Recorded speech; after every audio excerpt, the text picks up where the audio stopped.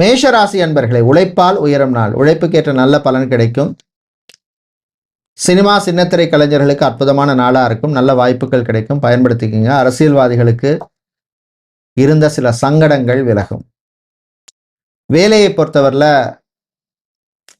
உங்களுக்கு பிரச்சனை கொடுத்த சில பேர் அதை விட்டு விலகக்கூடிய சூழ்நிலை ஏற்படும், நன்மைக்கு அப்படின்னு நீங்கள் எடுத்துக்கணும்.